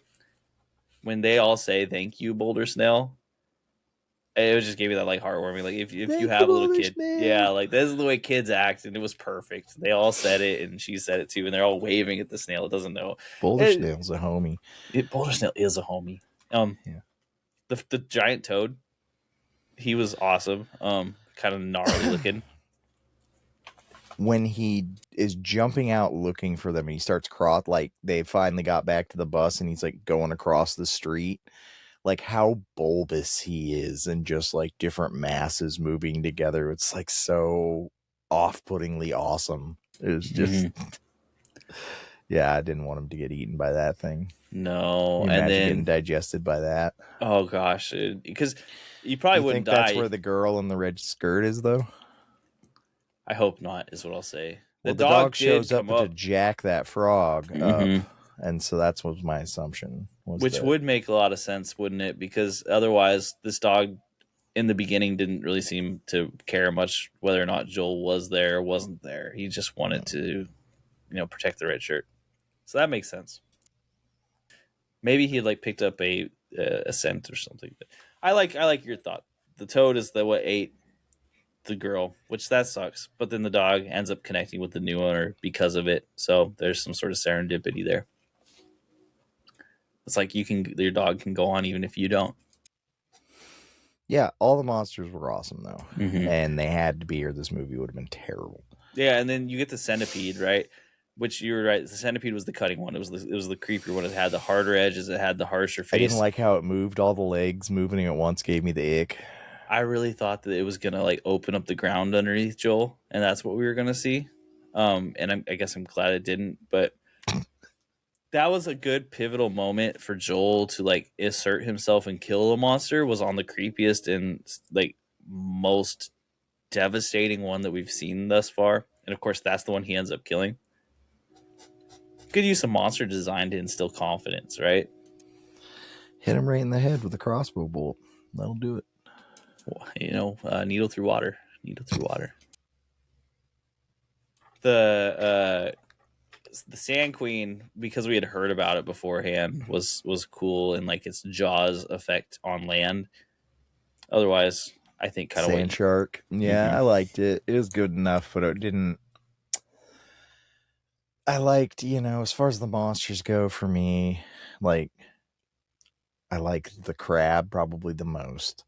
I like the snail probably second most. I like the jellyfish. So I liked the things that were like kind. The other ones were like purposefully like edgy and I get it. Like they're not supposed to look nice, but like they gave me the ick a little bit. Like they were supposed to. It was great. I don't have strong. Yeah, you don't want to get eaten by those things. Those little grubs in that hole, dude, that screwed me up. Yeah, imagine if those got a hold of you while you're down in that hole. Oh, it would have been bad, and that's where you could really think about it for a second. But like serendipity again, he gets saved. Or like those noodles that come out of the centipede's mouth. Like, how's that work? He's kind of like is like Capri Sun. He's gonna pop that dog open like Capri Sun with one of them noodles. I wonder how anatomically correct that is. No idea. I mean, either, unfortunately. I agree with you though. The monsters that had like the kind eyes or had more personality injected into them were pretty interesting. The crab looked very cool. You're so sad. Very emotive eyes, crazy looking mouth. It looked like a crab, and when it came over the rocks for the first time, entering into the colony, it definitely gave classic horror monster movie feel. I loved it. Yeah. So, yeah, that was great. If you want to know, what about the giant beetle at the beginning too that crushes his parents' car? That thing is pretty cool. That's like something straight out of The Mist for me, right? Like that was like old school horror though. 100%. So this is the part for me where I look at these monsters, and you know what I really want? I really want something like a game like Elden Ring made around this world. Dude, that would be cool. That's what my mind went to. I'm like, man, it sucks that this world is just gone because of the release date, because there's potential here for some, different sorts of media that would work really well, because giant radiated monsters is always fun. And when you decide that you could do almost any of them and they could all coexist at the same time. Sure. And they're not like, because the thing with Godzilla to me is everything's too big. I get why they do it. I'm not hating on it, but also like that world couldn't exist at all because everything's too big and everything would be crushed. Like you can't get 2,000 years of these guys walking around. They destroy everything. It's over. Right. These guys are the right size. You could get 2,000 years of these guys walking around and somehow figure out how to fight them. Yeah. Except for that big fuck all spider. Yeah. That one that thing the size of a city. It's like the size of a city. That I would have loved some sort of Souls-like Elden Ring sort of thing in this universe. Like that is my absolute dream. When I was looking at it, I was like, "Oh, this would be so perfect." And you even have those moments where you have the rest with Mavis, and you get to see cool jellyfish. Like it's all there. And if you're listening to this and you own a game studio, just go make it. I don't even care that you use this universe. You've seen the blueprint for this. I mean, they're playing the movie for free places. I'm sure the rights are super easy to get. Mm-hmm. One Entertainment wants their money back. They don't know how to get it, and this would be a great way to get it. And again, that's not to say anything harsh to this movie. It just came out at the exact wrong time. 100%. One other part that I think is worth talking about with the creativity is the colonies themselves. So the first colony that we were in kind of just looked like what you would expect a Fallout bunker to look like. Concrete hole in the ground, yeah. Mm-hmm. The second colony on the beach was awesome. I loved that second it's colony. It's like a hippie commune. Yeah. Of people. and it looked so good. I mean, it was like, this is awesome. If you had that colony, if I had that colony, I would probably never leave. That's the greatest place. Yeah, that place was sick. You got the amazing beach view. You've got the rooms that, of course, they have leaks and stuff. But like, let's be real. Where are you going to go that's not going to be breaking down by 7 years after no maintenance? Everywhere. And the yacht looked appropriately aged for 7 years of absolutely no one cleaning it off ever, and it getting dragged around by a monster. It was just a cute little crab. He didn't do nothing wrong. He didn't. I wonder how long they had him dragging it. Like, what is the true level of depravity that crab has gone through? Oh, that crab is pissed. Getting That's what shot. I'm saying. When I went out to that boat and it's like that was anger, Yeah, and well-deserved anger too. Yeah. The cinematography, it was shot again like an adventure coming of age movie, so much so that I would say if you have seen those movies, it feels like those movies. It really, like Peanut Butter Falcon is a really recent one. That's the Shia LaBeouf movie. LaBeouf, it doesn't matter. Mm-hmm. It's a pretty good film, but it's almost the exact same tonally as this, right? Like he meets up with a kid. The kid has Down syndrome, and they have to go and like, I forget who they're going for, because it's a wrestler. Exactly, the destination isn't really the point; it's the journey, and it's kind of the same here. The destination ends up being just a side plot to what we see Joel go through, and I don't know how to describe the shooting style because I don't know enough about camera tricks. But it's like wide and open, and it's very colorful and bright, and it makes you easy on the eyes. It's like corn syrup. That's what I'm saying. It's a corn syrup movie. It has that corn syrup gloss to it. It's easy. I'm sure it's not easy to do, but it's easy to watch. Oh, agreed. I don't know if you caught it because there's a very brief little scene, but there was a scene where they were walking through a swamp. And while it looks out of place for Northern California, that was the one shot where I was like, whoa, this is an amazing shot. And of course, they didn't explore that very far because underwater insects would probably just kill Joel immediately. It's not really a fair fight. But man, there were moments where I was like, they really got something good here. Yeah. And they just can't go down that path because it's going to get too creepy, too scary. Oh, yeah. Well, I mean, the leeches was like, that was about as far as it went. The psychedelic trip, I guess, but the psychedelic trip was the whole thing within itself. Well done though. Like hear you loud and clear. Bad times. You get the nice little joke set up from it where he was kissing the dude with the beard. Yeah, and that's that college humor kind of, goofball. Just goofy. It's a goofy movie. It's not college humor. It's just goofball humor. Yeah, thanks. Because I knew when I said college humor, I'm like, that's not exactly right. Because that's more raunchy. Goofball humor. Not necessarily Biodome, but of the same ilk. It's going to make you laugh, and it's going to be a little quirky, but it's not going to get too intensely serious on any end. No. And it just doesn't want to. The jellyfish and Mavis scene was such a nice reprieve, and I want to bring it up here because Mavis had maybe not like the most original or unique design for a robot, but I think a very effective one for what we were seeing in the film. And then the jellyfish coming out to Stand By Me. I've talked about the scene already, but as far as like a reprieve from the action that we've seen and ability to like breathe and think about what's happened. It was a really nice version of it. Yeah, super slick, right? And the soundtrack plays perfectly and it carries with it, and you have this moment of respite after like probably the most dramatic, painful scene of the movie because you think the dog's dead.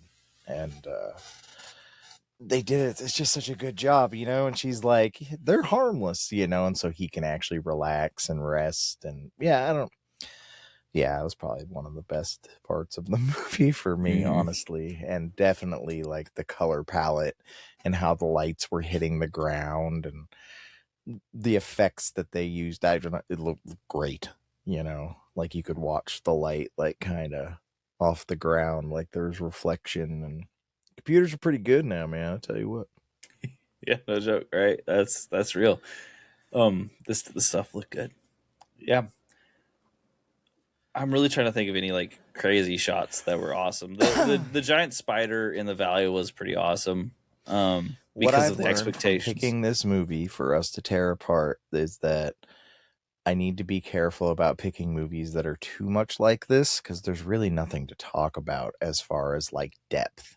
It's about as shallow as a puddle, right? There's not a lot for us to pontificate about or like have like this major discussion about like possible motives and like all the questions are answered, you know. Like it's not, and so we can sit here all day and be like, oh, you know, it was cool, but like that's it, that's all there is to it. There's no deeper meaning to anything. There's no, you know. Dude, this is fair. And if you've been listening for a while, I also did a podcast earlier on Jason X, and unfortunately it was very similar in that there's not a lot of depth under there, really. You just talk about what you thought was cool, and the rest is like, yeah, it kind of sucked, the rest of that stuff. But this, however, was competent. I actually think the competent is harder to talk about because you get into it and you're like, yeah, pretty good. The hard part is like if I wanted to pick something out that stunk, there's really not anything there. Which good for the filmmakers. Very stylized, very clean, very, very shiny. I wanted usually to see things I dislike about movies, but this one was quirky enough that I liked it. You know? It felt like the point, right? The one thing I would have loved to see is see more of those weapons that they had created, or see like maybe the crossbow be a little bit more interesting than just an actual regular crossbow with an aerosol can as a handle. I think that there was like potential there that they didn't explore. For sure, dude. Custom weapon making, awesome. Especially when they talked about it in the beginning. Well, we ran out of bullets. That stunk. That one badass on the yacht had an arm cannon though, and see if they pretty cool. If they had showed us more of that, I think that would have been amazing. You know, we get a grenade from Joel in a crossbow that's just a crossbow. The grenade was pretty badass though. Oh, it was really well used. That's the hard part. Even my complaints still have a part where they were very competently used. Yeah, man. Yeah, you eat fast food, you know what you're getting. It's delicious and then when you're done, you're like, wow. Okay, there's no depth to that. Yeah, but it's not. That's not even good though, because afterwards you feel gross. I didn't feel gross after watching this movie. I actually felt kind of sad because at the end they made me like, oh. Like I felt bad. It also definitely felt like a movie that could have used a sequel to actually explore the depth more, like hook people in and then actually make something a little bit more. Yeah, I really wanted to see Joel's Colony make the trip. Yeah, because Joel's Colony was more like thematically they were more interesting than Amy's Colony, because Amy's Colony is just a bunch of old people and her. Joel's Colony was her dragging those old people up that mountain. That seemed bad to me. They better hook up with Joel somewhere. Yeah. Not even a comedy. That's just going to be a slasher film. The Ice Spiders. Yeah, the Ice Spiders Part 2, but this one would make more sense. Oh. The drawings, what they probably used is the actual art for the monsters that they were creating CGI wise stuff. Yeah, probably so sick. Like those drawings were amazing. The biggest suspension of disbelief I had was him going from drawing his girlfriend to drawing those in 7 years. I feel like it would take much longer than 7 years to get to that point. That picture he drew of her is hilarious, and the fact that you drew one of like that of yours is so awesome, dude. I get it, man. I tried. Okay, like so. If you were That's like, what matters. it's like if you were like Joel, that doesn't make sense. He definitely didn't try. He probably tried. He just doesn't understand how to do things with drawing. He got there though. He had 7 years to figure it out. Thank God he got there, didn't he? Like that. I thought those pictures were so cool. Like that's a book that I wouldn't mind hanging around just because the illustrations look so rad. Yeah, the first one looks sick when he's done with the tape and stuff on it, and then the second one's got like bugskin wrap on it, and it looks even more badass. Like, yeah. But I love, the stylized, cool little bits of world building stuff like that they don't overly explain it to you; they just show it to you. I love that stuff. Mm-hmm. Don't make my brain work. That's what I was trying to do with this movie, anyways. Like, I don't want to think. Yeah. I feel it, and so let's talk about editing and pacing. Editing, I'll just go out of the way. I didn't see any major issues with editing. That felt fine. No, very professionally edited. Exactly, it's professionally edited. Pacing, the movie wasn't a particularly long movie. It came in at 1 hour 49 minutes, so it'd be really hard. And I don't think that it ever overstayed its welcome per se. I have an issue with how fast it goes from meeting Amy's colony, meeting Cap, to getting almost poisoned by Cap, to penultimate fight. And that's not necessarily something that should be solved by longer timing, but it all just felt like a roller coaster where you were just riding the wave down. And at the same time, he's on the radio finding out that his people aren't doing well, and it all just coincides, and it all happens, in like a 5-minute window, and then all of a sudden, here we are. Like, I don't know. The crab was really cool, so that kind of made up for it. I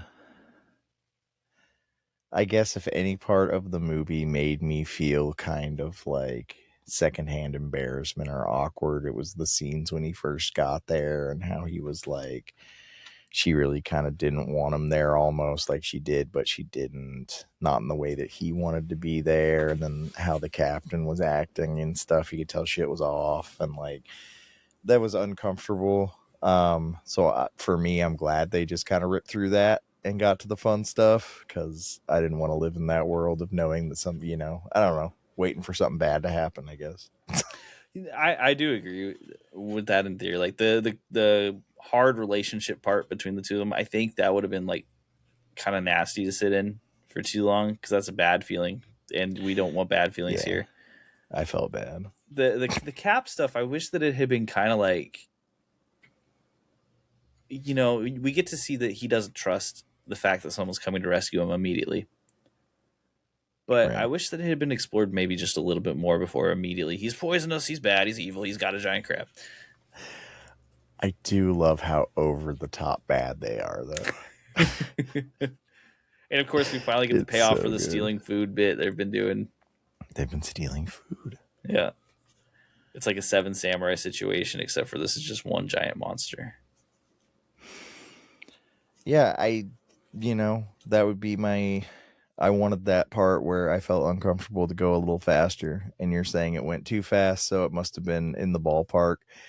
Of course, I wanted to see more monsters and more, God, like all the egg sacs you would see out places and stuff, and like, I loved all of that set dressing they did, and how good the like different monsters they brought in, where I would love to have seen more diversity in that, but I assume that stuff was probably really expensive to do. So. Oh, sure.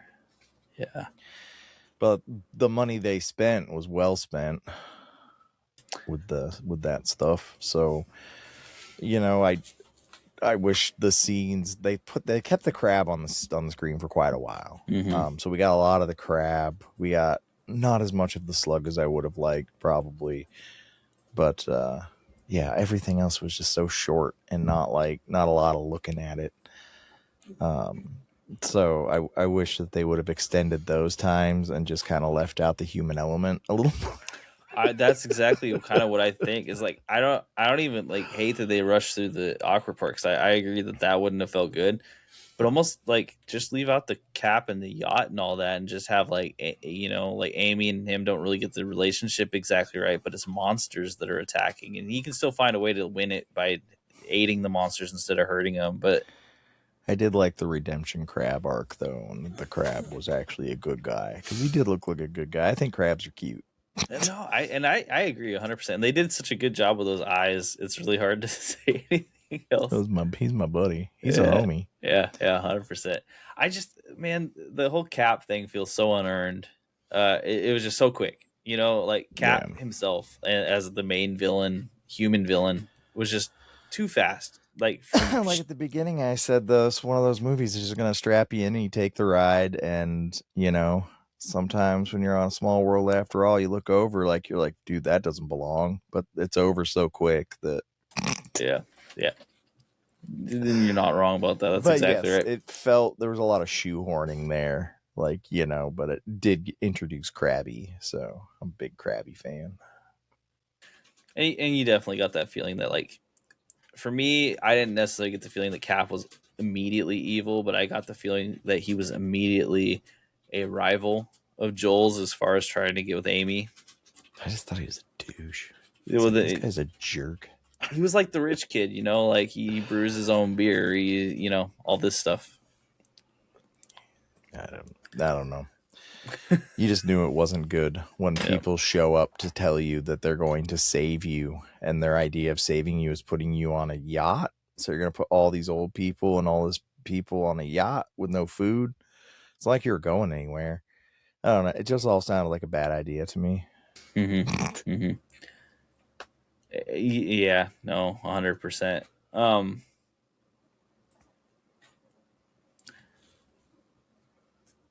I'm really trying hard because, like, other than that, I don't really know. I think everything else was like appropriately we're timed. Do our best 3 scenes in the movie, and I think we just talked about them for like 20 minutes. Sounds right. We're just about to talk about them all over again. Yeah, we'll do it in a quicker, more concise way. But first, let's talk about sound and music. Great. I like music in soundtracks. Mm-hmm. I like songs that I know. Sometimes low hanging fruit of music. But that's once again this very corn syrupy movie. Like, they picked great tracks. I don't know, it was great. Yeah, I had no issue with the soundtrack whatsoever. Sound effects, awesome. The creatures had great sound effects, the echoes, the clicks, like the gooey sounds. Like, I don't know, it was all good, all very clean, professional, and shiny. Yeah, I don't disagree at all with the sound effects. In particular, the monsters sounded like you would expect monsters to sound like in a modern movie, and they did, and it worked out well. The licensed tracks, using Leon Bridges coming home, I think, is the song that they used here. It felt like such a place in that movie. This is probably just personal, but like that song also. Anyway, great choice of that song. Stand By Me. You can't go wrong with Stand By Me when you need something lighthearted, and that also feels emotionally impactful. Yeah. The rest of the music, I hardly noticed, which probably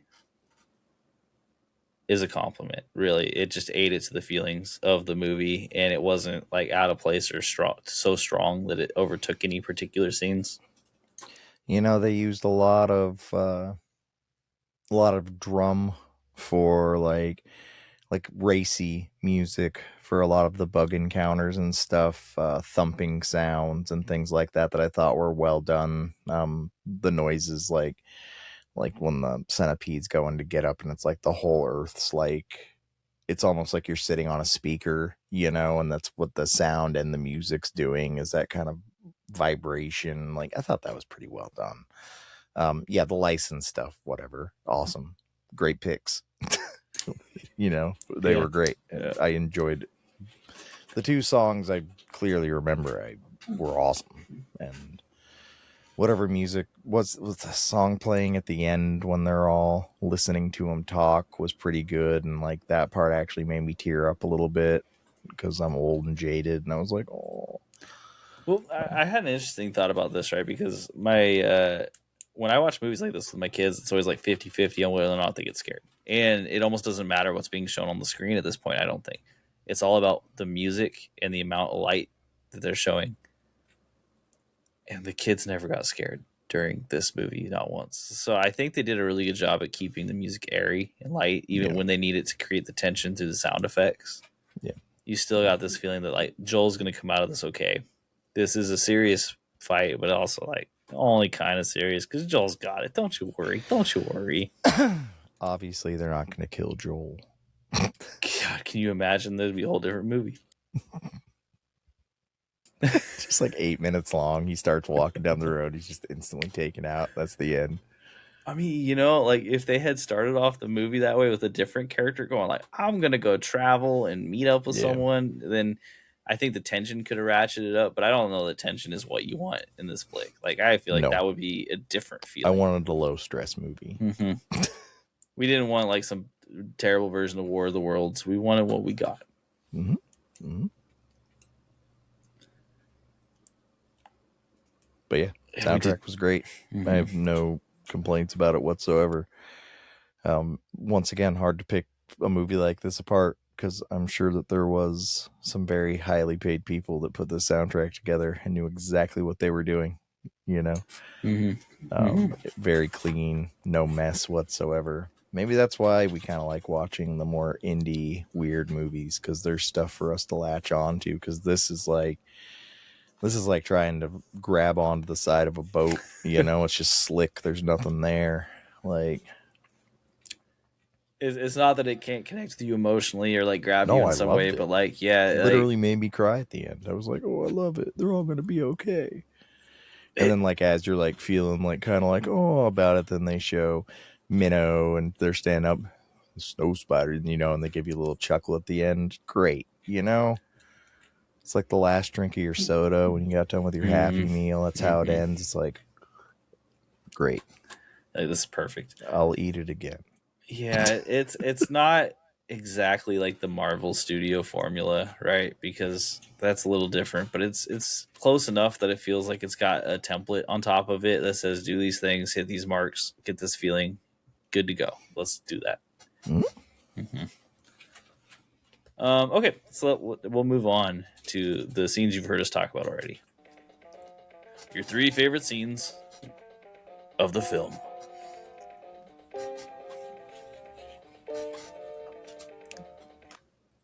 Adam, why don't you start us off here? Crab Monster, specifically when Crab Monster has him hanging by his leg in front of his mouth's open and screaming at him, and he's got a hand cannon from Lady, and they want him to shoot him in the hole in the mouth, and instead he shoots the cable that's shocking him, and then the crab drops him in the sand and does a little crabby thank you, and then runs out and eats all the guys and tears the ship apart. Loved it. Thought that scene was fantastic. Jellyfish down the street with Mavis. Wonderful scene. I don't know. It almost reminded me of like a high school dance or something, like the paper mache that they would hang from the ceiling with the lights in it kind of thing. It was very pretty. I guess I'm running through them. You give me one. What'd you like? So my favorite scene was the Boulder Snail scene with Michael Rooker. God, yeah, that one's so good, dude. I just, that snail face, I think I literally just got so happy when I saw it. There's something about it that just works for me. And after all of that tension that Michael Rooker was building up when it still could have been absolutely terrifying at that point, and then you see his little face. It's so nice. His little...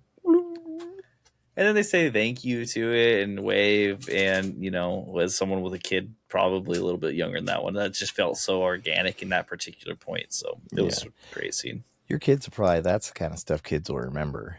Mm-hmm. I watched a movie with my dad once. It is like this. This is when my dad screwed me up. Like, I was not old enough to see the giant centipede, and yet I did. And now I need to hunt all bugs. He's going to be an exterminator. I just did that to him. Oops. Work. Right, no, that really absolutely could.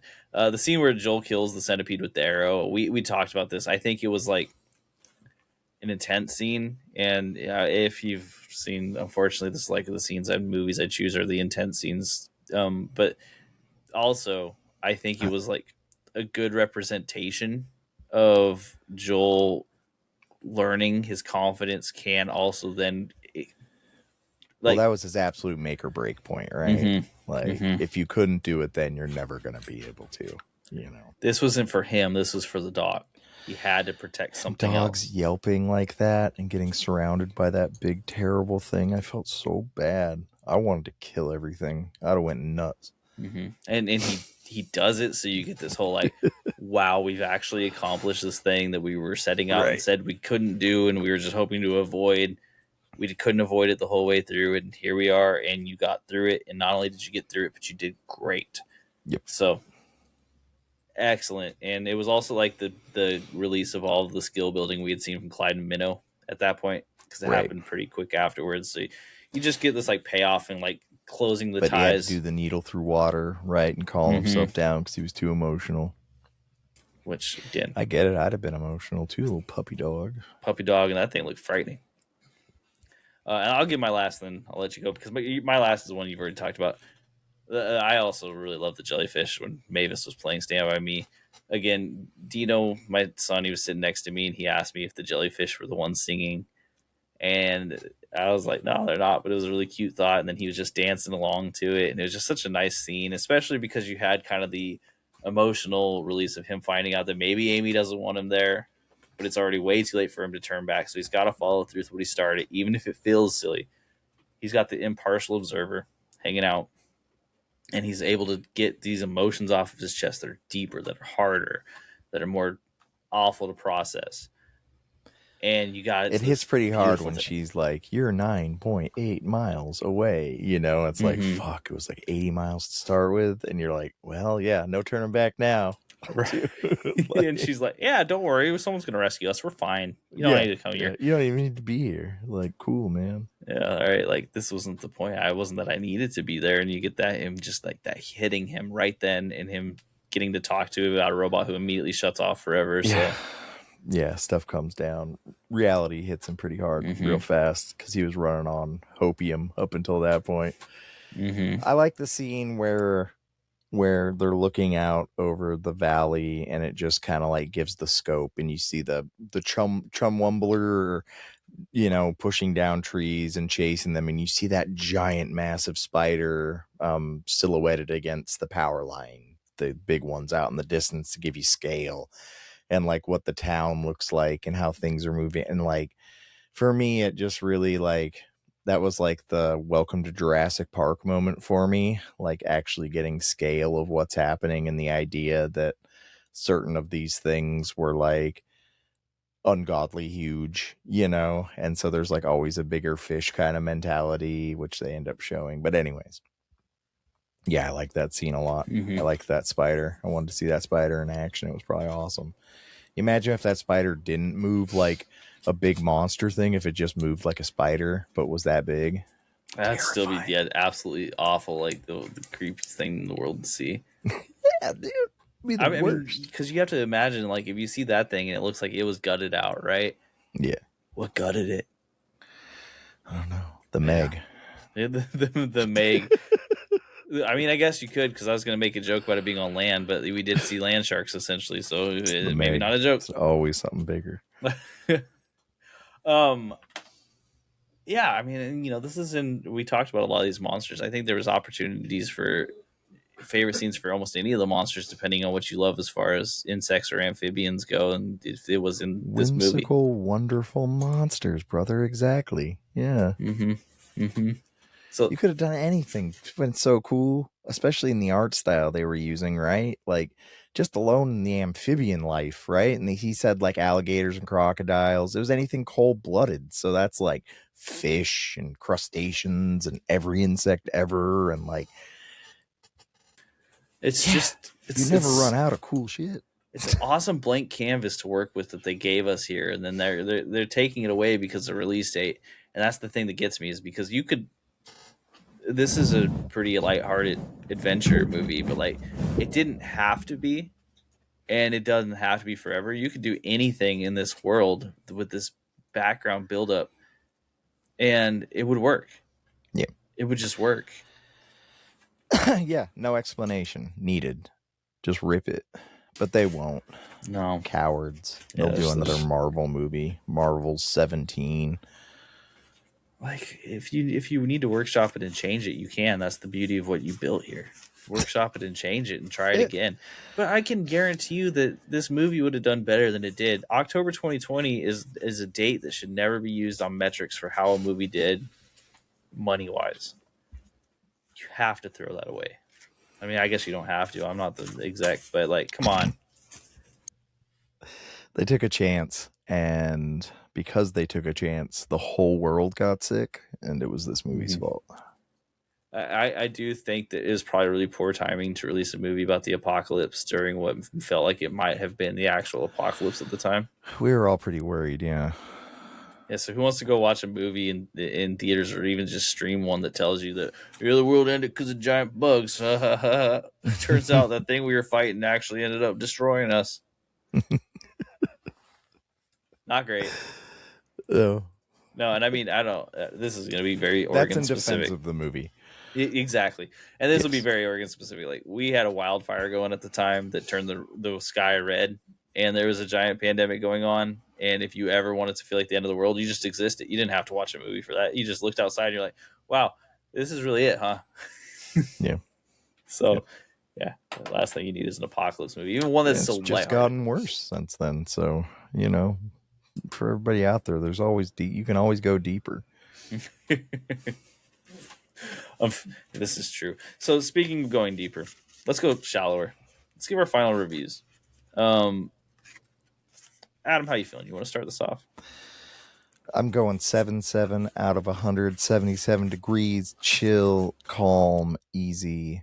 I've literally have watched it 3 times now. Like, I can put it on and I have no expectation, and it's really easy to watch, and it gives you feel goods, and it's cute and whimsical, and I really liked it. It's obviously not a masterpiece of a movie, but it's not meant to be, so that's why it's scored so high. But it's not like it's art.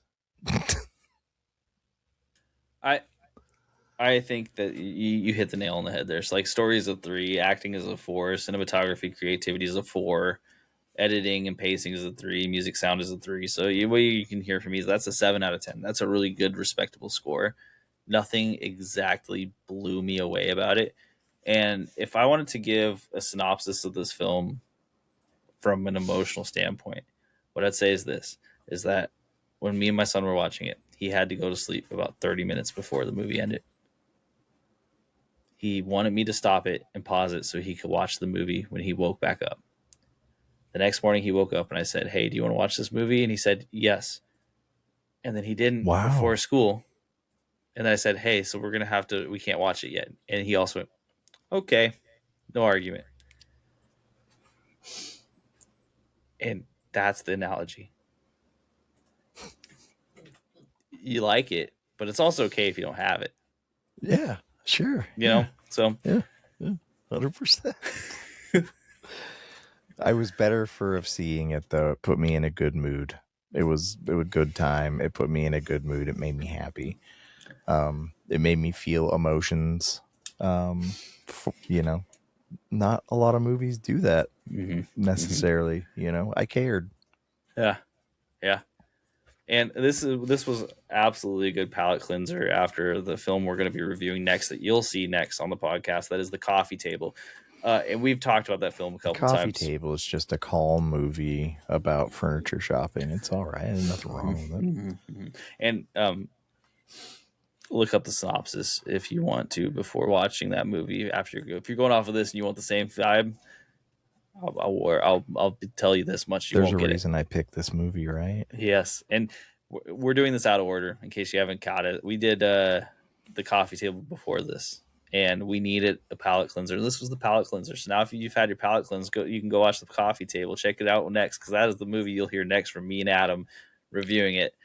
So, till then, you can always tell in their eyes. Just look at their eyes.